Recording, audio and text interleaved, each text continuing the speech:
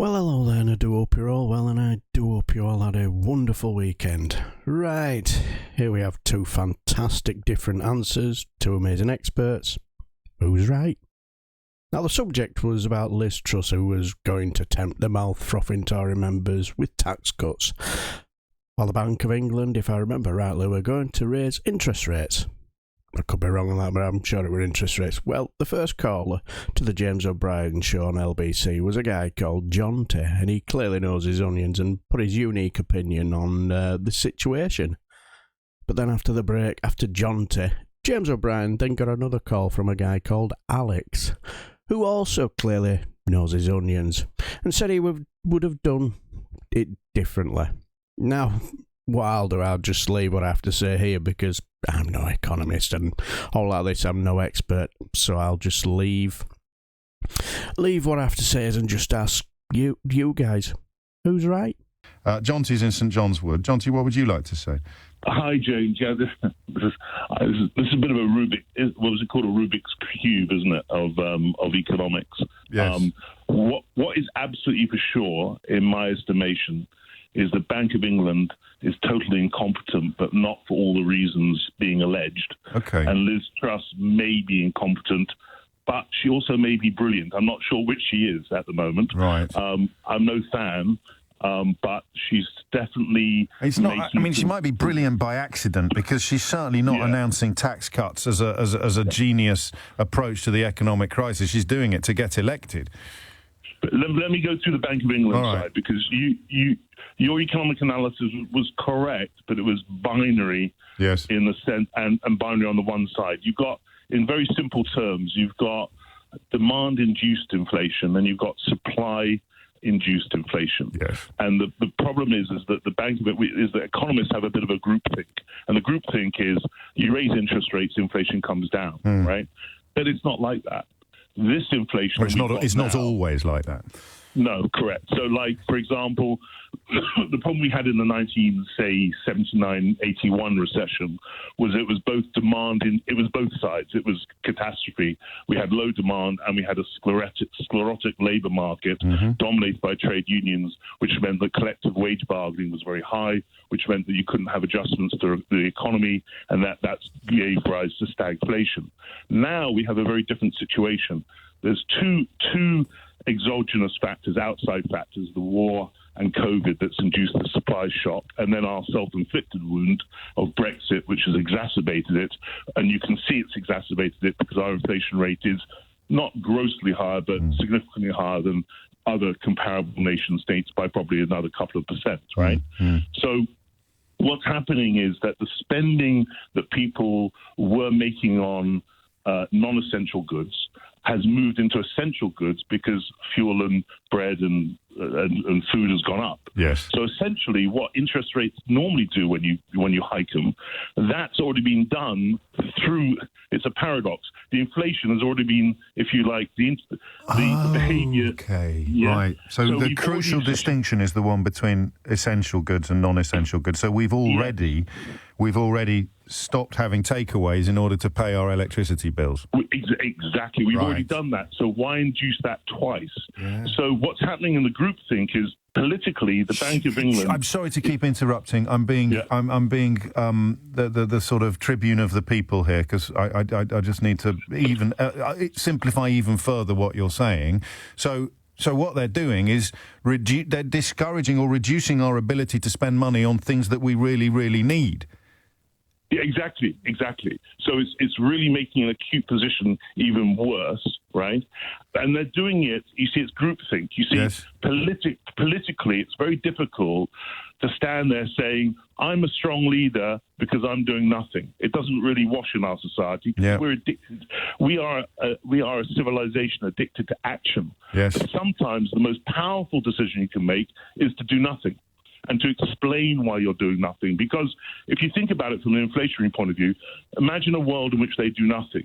In 1 year's time, if petrol is right now £1.90 a litre, in a year's time, 366 days' time, if it's £1.89 a litre, then you actually got deflation. Yes. So all we have to wait for is all these outside factors to wash their way through the system for 1 year, and statistically, we no longer have inflation. It's a fascinating analysis. Yeah. But I have to point out that it gives a bit of a free pass to the rapacious profiteering school of criticism, doesn't it? Well, just move that to one side. Now move to Liz Truss, right, Okay. and what she's trying to do. Yes. Now, first, I just want to correct something. She hasn't actually said that she wants control of the Bank of England. What she said, and by the way, it was Gordon Brown. He did it on his first. He did it on his first day as Chancellor. I know it wasn't John Major, Yeah. but I can't keep interrupting all my callers all the time, Jonty. First day in office, it was a brilliant move. It was a brilliant move, Yes, and because it removes any suspicion that the Bank of England is making decisions based upon the political welfare of the inhabitant of number 11 or 10 Downing Street. What Liz Truss is saying is not. She's being a bit waffly about it, unfortunately, and it's a bit scary. But she's not necessarily saying I want control. She's saying I want to review the mandate, which is totally legitimate. The mandate is the instruction or the parameters of instruction from the government to the Bank of England that you give to the Bank of England, and then you say you get on with it. It's your autonomous. It's a bit like once I've made an appointment, I've appointed the Bank of England governor. He gets on with the job. I give him the mandate. 5 years, he gets on with the job. That's what she's intimating at, but she's not exactly explaining why. And her tax increases. Now here's the interesting thing. Decreases. What's that? Her tax decreases. That she's her tax. Yeah, thank you. So here's the really interesting point: is this only works if she plays, if you like, I'm not sure if it's an anti-Brexit or pro-Brexit card, but you see, the Bank of England's argument regarding inflation is they're trying to stop the metastasis of the outside inflation from the war, COVID, and Brexit metastasizing into wage inflation, right? Yes. That's their theory. Now, I've never seen a worker go, oh, interest rates are going up, therefore that impacts my expectation of inflation next year, therefore I'm going to change my wage bargain. It doesn't work like that. Who thinks like that? No. What it comes down to is the fact that workers now do not have the wage collective bargaining power that they once had, therefore the labour market is unlikely to fuel wage inflation, therefore it's unlikely to become endogenous or homegrown inflation. Therefore, that's why I think the Bank of England is making a mistake. What Liz Truss needs to do is she decreases taxes. She then needs to open up. She needs to take the Brexit card and go, we have control over our borders. We're going to let double the people in. Yeah, so we've got to, and there is talk of doing that. And in fact, if you look at NHS hiring, it's shifted hugely from the European Union to Asia and Southeast Asia because there is a huge shortage of people. And she needs people on the payroll in order to achieve what you've just described. So James, what we need to very quickly, Jonty, you've taken me up to the junction. Okay. Quickly. Oh, yeah. Bank of England needs to stop increasing interest rates. If anything, reverse them. She needs to decrease taxes, and she needs to open the floodgates of the visa regime and let foreign workers in as quickly as possible and as frictionless as possible. Interesting. And I mean, you know, I guess the cultists are sufficiently brainwashed by now that they could be persuaded that was... What did I say? I said to you 2 or 3 years ago, they just need to bring in something called liberty of mobility. So whatever you do, don't call it freedom of movement. Just call it liberty of mobility, and we'll be golden. Jonty, thank you. I told you no one would agree about anything. Ho-hum, 10:51 is the time. Back to the economy, and here it is, because our last caller, very persuasively, Jonty, explaining why the Bank of England should do nothing, or possibly even have reduced interest rates. I think Alex in Edinburgh is going to go in exactly the opposite direction, and no doubt Alex sound every bit as convincing, which is why this is such a confusing and baffling world for so many of us. What would you like to say? Yeah, good morning, James. So I think that the Bank of England should increase interest rates further, and it should do it quite quickly as well. Basically, 1 year ago, £1 got you $1.39. In that time, US Federal Reserve has raised their interest rates quicker and faster than we have, and the result of that is today £1 gets you $1.21. The problem with that for us as a country, we import vast quantities of food, energy, raw materials, and goods, most of which are usually priced in US dollars.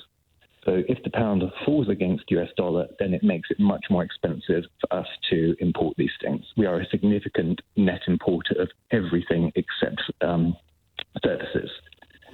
So if the Bank of England had raised interest rates quicker and kept up with the US Federal Reserve, the pound would likely be in a stronger position. Therefore, the cost of us importing basic foodstuffs and energy would be lower. I mean, it's one of the plates that the bank has to spin, isn't it? The exchange rate. And, I mean, you're right to explain the impact that would have on the exchange rate, and that would mean that everything that we're buying in dollars became essentially cheaper. But we've heard other explanations of quite large negative impacts of doing what you describe with regard to some of the other plates that the Bank of England is charged with spinning or keeping spinning. Absolutely, but that's with complex issues. If by making one change you have a negative impact in other areas and a positive impact in different areas. Yeah, but no, but the point, it's not a complicated area. It's the simplest one of all. It's that people have already, I mean, let me remind you of the Office of National Statistics numbers. 26 million people have already cut back on energy bills. 14 million people, I think I've got those numbers right, 16 million have cut back on food and essentials already. The more interest rates go up, the less money these people have to spend. And they've already cut the non-essentials out of their monthly expenditure. They're going to be absolutely screwed, Alex. But if you increase the value of sterling, you make energy and food cheaper. So you're making essentials. Yes, but you make cheaper. them poorer. We've stumbled on it, haven't we? This is the absolute heart of the issue. You're right, and I'm right. If you devalue the currency further by doing what the previous caller said, you will increase inflation, which will crush the poorest the most. Let's think about what the policy of low interest rates has achieved since 2008. That's a good point. But who has benefited the most? Yes. The rich, yes. the asset owners. What has gone up the most, what is the single biggest thing that has increased the most over the last 20 years? The cost of housing, both in terms of mortgages and both in terms of rent. And that is a byproduct of having these incredibly low interest rates for an extended period of time. Yes. The rich have got richer because of the financial policy of the central banks, which is printing loads of money and having low interest rates. And it's time we start correcting that. And unfortunately, that is going to mean for certain segments of the population, there will be pain, because unfortunately we are in a situation where nobody is going to get out of this. And that's what politicians are very frightened of saying. So, I mean, oddly, you and Jonty are completely at odds with each other, but he calls for inaction from the Bank of England. You call for more action. You call for an increase. The problem is that whichever path you go down, some people are going to suffer really, really, really terribly. And politicians are never really prepared, particularly not the current breed of politicians, are not really prepared to say that or sell that. They are constantly pretending that there's sunlit uplands just around the corner, or that we're all about to take delivery of unicorns, or that if you just trust me, all these problems will go away. And that's also what's frightening. That's also a product of our population, unfortunately. It is. I think that our media, the population that's been created by our media, perhaps, rather than the population per se. So the previous caller also mentioned, if I'm correct, tax cuts and Liz Truss's policy of tax cuts. I have the opposite view and think that we should actually increase taxation further. But then what happens to the people that can't pay their bills, Alex? But if you increase taxes, you increase... I'm going to ask the question again. And you can target support. Right, fair enough. So people can't pay their bills. I mean, I think Richard Murphy's analysis yesterday suggested that essentials, as in, I don't think they're allowed to cut off your water now, even if you can't pay your bill. That needs to be extended into some other areas as well, and possibly even evictions. You know, you've mentioned property, but I'm not going to accuse you of being glib, because I thought that the length of the pause just then was very telling.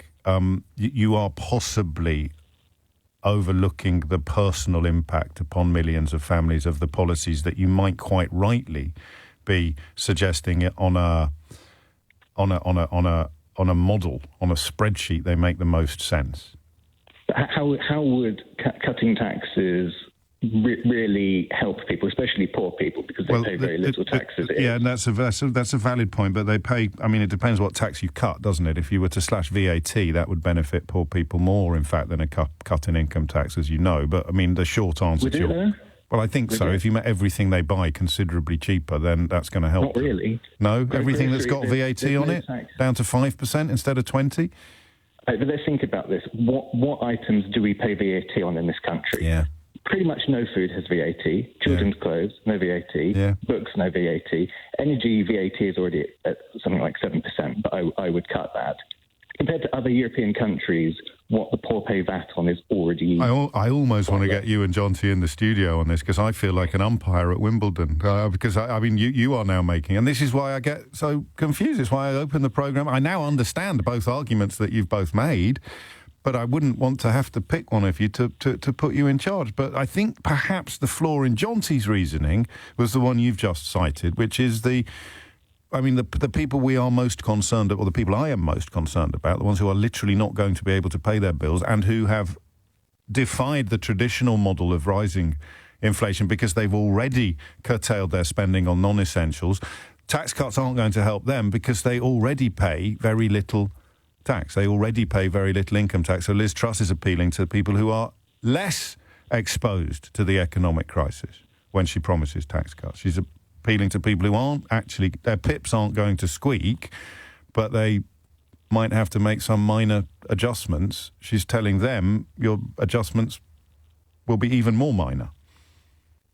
Absolutely. Yes. If you look at other countries, so countries that have lower rates of taxation, if you look at the US's bizarre tax policy, people there are quite poor. Whereas if you look at countries like Sweden, their population is much wealthier. And the gap between the top and the bottom is much smaller as well, which I do think is relevant, although it has been missing from this conversation, and this conversation is now over because we're out of time. Thank you so much, both for listening and for ringing in. I mean, that's it, isn't it? You were listening to Jonty and you go, oh, yeah, this guy really gets it. And you're listening to Alex pursuing almost the polar opposite position, and you think, oh, yeah, this guy really gets it.